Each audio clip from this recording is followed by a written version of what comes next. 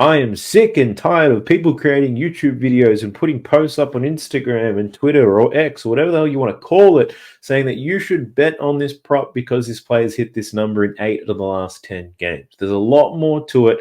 So in today's video, I'm going to take you through the players with the best hit rate for their props in the WNBA. And for some of them, I'll tell you why you shouldn't be betting on them, or at least I'll give you some information that you need to take into consideration before you place that bet. There's too many fake cappers out there, and I might be one of them, but at least I put a lot more thought into the plays that I put out. So if that sounds interesting, let's go. All right, straight into Outlier here. If you're interested in checking out this tool, 7-day free trial in the video description below. We'll go through it game by game and we'll see what comes up, but I mainly want to just hit on the key props really. So we'll go through assists. We'll talk about points, rebounds, shit. We can even look at three-pointers as well. So we'll look through the core assists and we'll do it game by game, and I'll let you know what the concerns are, if there are any, because I don't want you out there flying blind. All right, Seattle versus Connecticut. This is how it will default, and I'm assuming a lot of these plays at the top is what people are going to be betting on because the hit rate on them is nice. Now, let's talk about it. Let's start with Marina Mabrey. Over 13.5 points. Every man and their dog are going to be betting in this one. And I honestly don't think it's such a bad play. She's covered this in 8 out of her last 10, which is terrific. She's covered it in 5 straight. Now, if you haven't been watching it, you probably didn't know this. But for the last 5 games, she's actually changed her role. She's coming off the bench, meaning she's playing less minutes. She's not playing starter minutes, but she's taking more shots. So the volume is consistent, and she's been shooting a lot better. So her role in that team has changed. One thing we need to take into consideration, Marina Mabrey, that 15 points she just scored against Seattle, about 7 or 8 of those points came in the fourth quarter. So it was a pretty lucky play. They were defending her quite nicely, and then she came to life late in that game. I wouldn't bet this with confidence because it's hit in 8 of the last 10. There are a few things you need to be cautious of. Both of these teams, the Seattle Storm and the Connecticut Sun, are excellent defensive teams. That last game was a shootout, 93-86. I don't expect that to happen again. I'm just checking one of our sportsbooks right now just so I can get the total props line. Total props, you're looking at 159. So that last game hit about 170-ish. I can't count. It's not my forte. But you can expect a lower scoring game in this one compared to the last one, based off my assumptions here. And if you think about the matchup that Marina Mabrey has to go through, I'll let you know why this is difficult. Now, I'm not saying this can't hit, but there are things that you need to keep in mind. So Marina Mabrey, she scores a lot of her points as a spot-up shooter. She scores as the pick-and-roll ball handler. She's up against the Seattle Storm today, who are top 3 in terms of defending spot-up shooters, and they're number 1 in the league in terms of stopping the ball handler in the pick and roll. So the matchup for Marina Mabrey is not ideal. Even if you were just looking at Outlier, Seattle Storm, 5th fewest points to guards on the season, 4th fewest points overall, highlighting how good they are defensively. As of late, they haven't been great. I'm not going to lie about that. But another thing to factor in is her volume, not crazy high, and her percentages at the moment, they're crazy good. Check out these numbers in the last 5. 69, 43, 50, 54, and 55% shooting from the field, which is crazy given half of her attempts are from downtown. So she's shooting the lights out at the moment. But if we look at her season form, she shoots 40% from the field, 38% from deep. So safe to say right now she's going through a hot patch, but that doesn't mean that Marina Mabrey over 13.5 points is a lock because she's hitting 8 out of the last 10. Am I saying she goes under? No, I'm not saying that. But what I am saying is there are other things that you need to factor in before you place this bet. Just because the hit rate is good doesn't mean it's going to go over. Let's jump into the next one. Who else do we see? We've gone through Mabrey. We can look at her assists, 3.5 assists. Why not? Let's take a look. So she's hit this in 7 out of her last 10. She only had 1 assist in that last game against the Storm. And in terms of the matchup, it's neither good nor bad. Seattle are in the middle of the league in terms of assists allowed to guards. Now, the risk in this bet for Marina Mabrey is that she's not the key ball handler in this team. Alyssa Thomas obviously creates a lot of their offense. She does have a good hit rate on getting 4 assists. It's actually quite wild. I think in her last 22 games, she's hit this 18 times. So the hit rate on it is insane. But this Seattle Storm team, again, they're a very strong defensive team. In terms of assists allowed, one of the toughest matchups she's probably going to see. But in saying that, she's hit this number quite well. So, and it's a plus money play. It's a nice one. It's tempting to bet, but there's no real reason as to why you can bet this other than the fact that she's hit it so well on the season. Check that out. 23 out of 32 games. I know she's just moved to the Connecticut Sun, but even then, she still hit it quite well. She's played 8 games with Connecticut. She's hit this in 5 out of her last 8. So the hit rate's probably not as good, but if you're just looking at the season data, you're going to be jumping all over this. But 5 out of her last 8 is okay.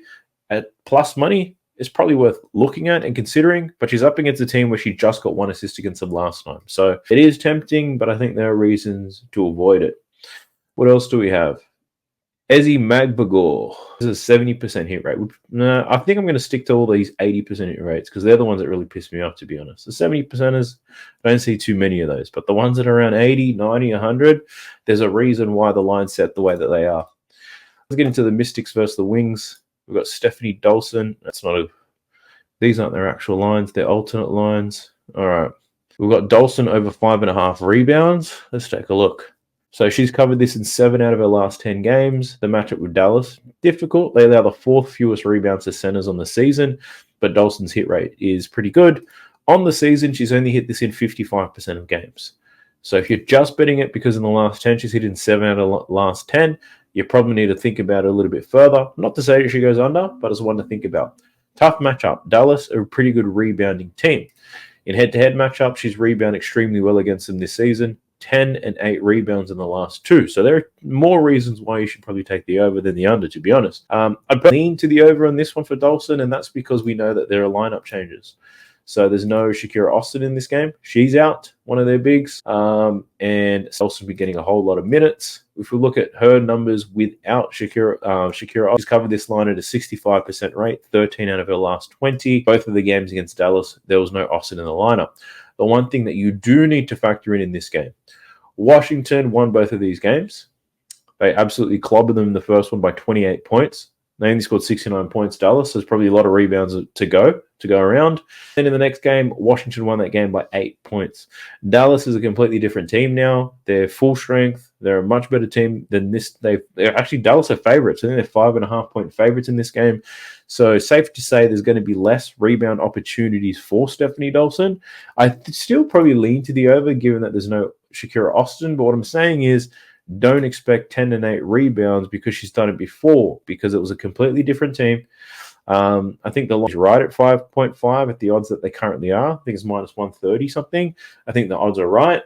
I'd leave the over for sure. But again, this is not an absolute lock just because she's been hitting it as of late, right? Dallas, they got some big bodies down low.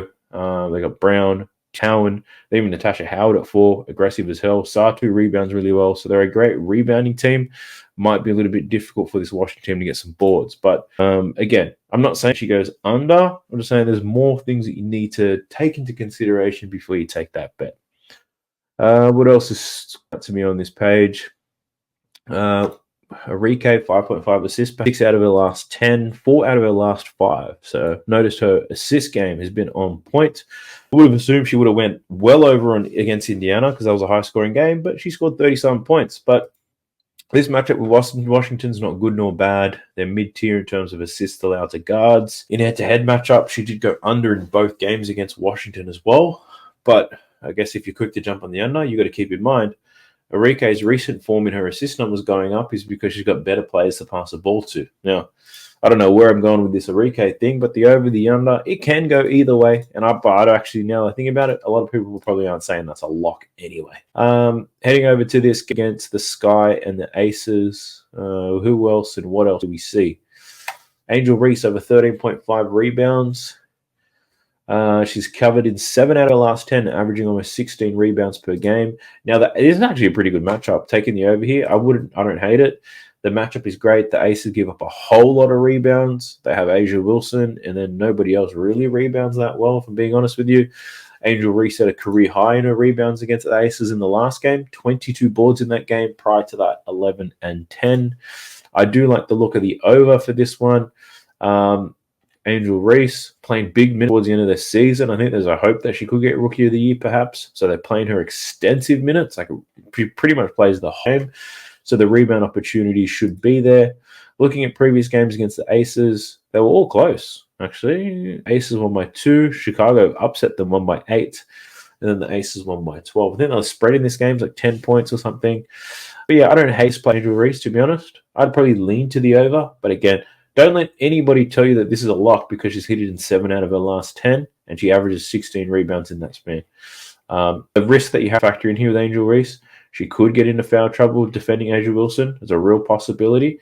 Asia Wilson, a little bit of a foul merchant. She's good at it, and if Angel Reese is a key defender, that could definitely be a possibility. And at a line at 14 rebounds, you can't afford to get into any foul trouble, if I'm being honest with you. All right, let's see what else we can find up in here. There's nothing really else in that game that I think anyone would be calling on a lock. This last one, Atlanta versus the Mercury. There's probably a lot of these in here.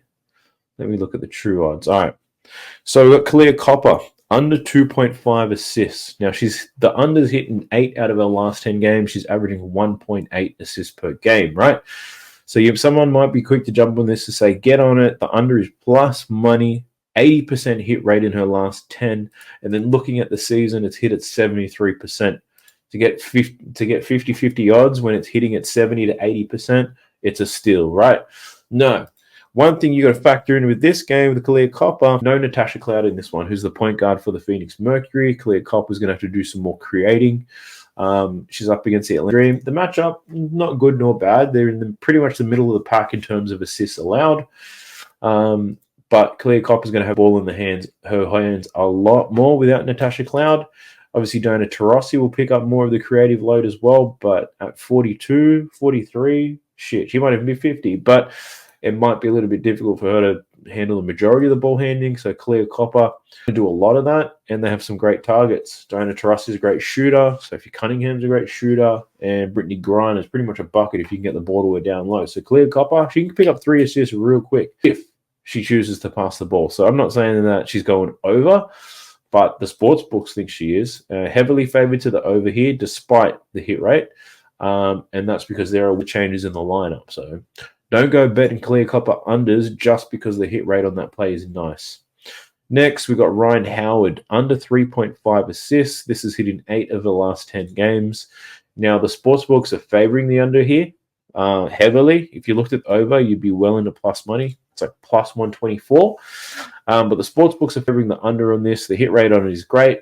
80% in the last 10. 14 out of 22 games this season. And in head-to-head matchups against the Mercury, she's gone under in 5 out of her last 6. I think the risk here is that the Mercury are absolutely terrible on defense. They'll give up a whole lot of assists. They give up the second most assists to guards on the season, second most assists overall. So Ryan Howard, I think she might even be able to walk into a couple of these. She only needs 4 assists for this to go bust. But at the same time, the hit rate on it is nice, but I can understand why things are the way they are. The Mercury give up a whole lot of assists. That is the risk here. The sports books are also favoring the under, meaning if you were to bet it, you're not going to get the best odds for it anyway. So I'd lean to the under for sure. It does make the most sense, but the risk there is that the Mercury give up a whole lot of assists. So like Ryan Howard got 4 assists against the Storm, much better defensive team. 4 assists against the Connecticut Sun, great defensive team. You could argue here that she goes under in assists because it's easier for her to score, so she doesn't have to pass, right? Crazy things could happen, but that's just one thing I'd ask you to keep in mind. The next one here is on Kalia Copper. Again, it's an under 23.5 points. She's hit the under in 8 out of her last 10. The matchup with the Dream, somewhat easy. They give it the 5th most points to guards on the season. It's on the easier side, not easy, full stop, but the hit rate on it is great. Post the Olympic break, she's been slumping. She came out 29 and 32 points in her first 2 games. Outside of that, she's been trash. The volume, somewhat inconsistent. Percentages are quite poor. The minutes are there, so she's playing a lot of minutes. Just not playing well, being honest with you. In head-to-head matchups, played the Dream 3 times this season. 38 points in the first game, and then 22 and 16 points in the following. So the under does make a lot of sense, but what we need to factor in is there's no Natasha Cloud. And look, Natasha Cloud was not setting up Kalia Copper to score points. Kalia was a walking bucket. She goes to get it herself. And Kalia is going to have the ball in her hand a lot more. So I'm imagining her usage rate is going to be a lot higher. if you're going to bet the under, you're in for a ride is what I'm going to say. She's going to have the ball on almost every single possession. And there's going to be shots going up, I think, from Kalia Copper. Now, the thing with Natasha Cloud is she plays every single game, so we don't have a sample size of data of how Kalia Copper is going to play without her. But I can only imagine this Mercury team is just hanging on at the moment to a playoff spot. There's a lot on the line. Kalia Copper is their best player, but she's been taking a back seat as of late. I don't know if it's Diana's retirement party or whatever it is, but Diana's been taking more shots than Kalia. So I think Kalia Copper, I probably lean to the under. It makes the most sense. I would not bet it. The sports books are the under as well, favoring it for sure. But she can score quickly. If she's in a mood, she can get it happening. So I wouldn't be betting this pure on hit rates. No Natasha Cloud. She's going to have a high usage rate. Who knows what happens, right? And then I think they're the main ones. I haven't seen many others which people are calling locks. But these are just some examples of things that I've seen, and because I watch so much content, it really started to bug me, and I finally had some time to share it with you. So I just realized how long I've been recording for. So hopefully you guys found that valuable. If you did, I need you to let me know in the comment section below. Would you like to see more videos like this where I break down some players, some things that you shouldn't be betting on, or give you more information? You guys let me know, and I'll see if I deliver on it. If you're interested in checking out my best bets for this upcoming slate, I've done a video for it already. It's floating around the tube. I'll link it somewhere. I'll figure out how to do that. But I'll catch you guys in the next one. Appreciate y'all. Peace.